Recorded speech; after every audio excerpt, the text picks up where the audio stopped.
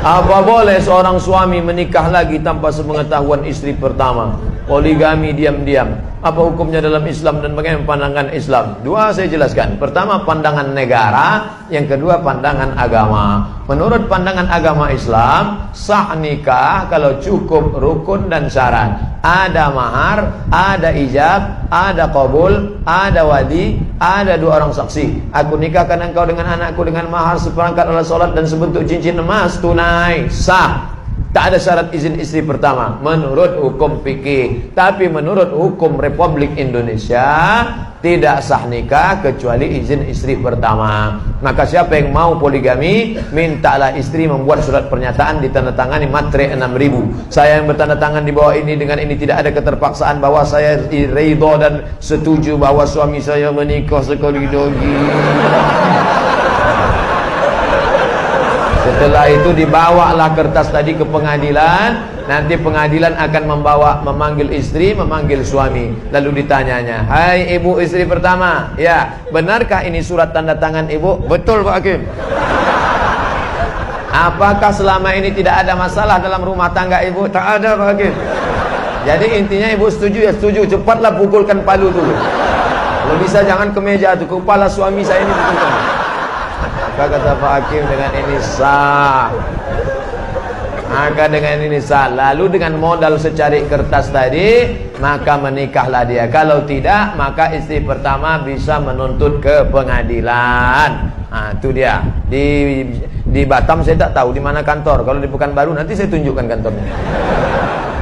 Apakah nikah muda itu salah? Nikah muda bagus. Saya menyesal nikah udah tua. Kalau tahulah saya nikah muda itu baik, begitu habis sunat nikah langsung. Untuk menghindari zina Pak Ustadz, disuruh nikah tapi belum siap. Saya baru pulang dari Mesir seminggu yang lalu. Hari Rabu saya pulang. Waktu terakhir berjumpa dengan adik-adik, saya katakan, kalian kalau ada anak lajang yang sedang kuliah, kebetulan ada perempuan yang juga dikirim belanja dari orang tuanya, cocok kalian, bagus kalian menikah. Tapi dengan syarat perjanjian yang ketat. Adinda, aku belum bisa cari makan, aku kiriman orang tuaku, kau pula dikirim orang tuamu. Bagaimana kalau kita merger aja? Yalah bang, kata dia, daripada kau diambil orang lain, bagus aku yang mengambil, bagus nikah. Tapi orang tua saya ini tak paham tentang ini Pak Ustadz. Dia maunya saya kepribadian dulu, mobil pribadi, rumah pribadi, kebun pribadi. Gimana nih Pak Ustadz? Maka pahamkanlah orang tua. Jangan balik dari sini dudukkan ayah, dudukkan emak. Assalamualaikum warahmatullah. Jangan. Berapa banyak kita ini ingin jadi ustadz, bukan begitu caranya. Panggil nenek mama, alim ulama, cerdik pandai, tokoh masyarakat. Pak, aku mau menikah di usia muda, takut berzina, tapi ayahku tak setuju. Bisa bapak bicarakan dengan ayah? Maka si bapak pun bercerita, anakmu itu ku tengok sudah agak gatal betul ya. Bolehlah kau nikahkan. Nah, jadi idenya dari kita, tapi kita pakai lidah orang-orang tua yang didengar. Kira-kira bapak kamu itu cakap siapa yang dia dengar?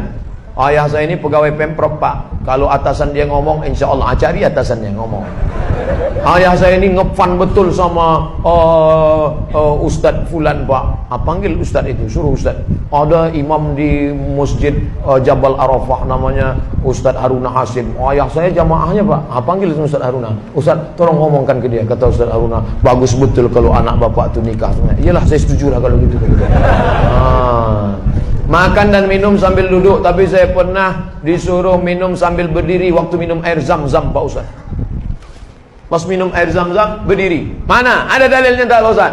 Ra'ana Rasulullah SAW yashrabu zam-zam qa'iman. Nabi SAW minum air zam-zam berdiri. Nah, kata Ustaz Samad minum duduk. Kenapa Nabi Muhammad minum berdiri? Kenapa minum air ini mesti duduk? Karena waktu duduk saringannya telentang, ketika berdiri saringannya telungkup. Minum air zam-zam berdiri tak perlu pakai saringan, karena air zam-zam air yang tersuci di dunia. 2-0 orang yang mengejek Nabi SAW. Ini Nabi kalian ini pelintat-pelintut nih. Suruhnya orang minum duduk, dia sendiri minum berdiri. Kau yang mengejek Nabi Muhammad, nampak jahilmu 2 kali lipat. Kenapa minum berdiri? Nabi minum berdiri karena air zam-zam tak perlu disaring, air yang paling suci di dunia. Waktu saya pergi ceramah ke Kuala Lumpur, ada bapak-bapak punya air penyaring dari Jepang. Jepang, made in Japan, made in Cina tak laku sama dia. Lalu kemudian datanglah orang Jepang tadi, kata si bapak tadi, hebat air yang disaring pakai ini. Oh hebat pak, tunggu sebentar ya. Dia masuk ke kamar, dibawanya air zam-zam. Tolong bandingkan sama ini. Loh kok lebih bersih ini? Ini dari Mekah ya kata dia. Iya tahu juga rupanya dia. Walaupun dia tak bersunat, tahu dia mana air itu. Itulah hebatnya. Gimana cara menghadapi suami yang susah bangun untuk sholat subuh Pak Ustadz? Idealnya, ini yang bertanya nih pasti perempuan. Idealnya bapak tuh yang membangunkan ibu. Diambilnya air, memercikkan air ke wajah ibu untuk ngajak tahajud. Bangun. Itu kalau nikahnya udah 20 tahun. Tapi kalau yang baru pengantin baru kemarin, wake up my honey, wake up my darling. Mestinya begitu. Tapi nasib ibu apa boleh buat, jangan ibu mengutuk nasib. Bagaimana Pak Ustadz? Dalam hadis pun dikatakan sebaliknya, si istri pun boleh memercikkan air. Cuma hati-hati, takutnya dia preman tengik ditembaknya ibu. Oleh sebab itu bang, abang sholat lah bang. Aku tak mau sekamar sama babi hutan bang. Bayanglah bang, sekarang umur ini cepat matinya bang. Karena ada lagunya tuh bang, orang kaya mati, orang miskin mati, orang mati, abang pun akan mati. Sembayanglah bang. Nah, insya Allah sembayang dia. Tengoklah tuh bang, ada orang batuk mati, minum kopi mati. Masa ada orang minum kopi mati? Ya kopi Mirna kemudian mati dia bang.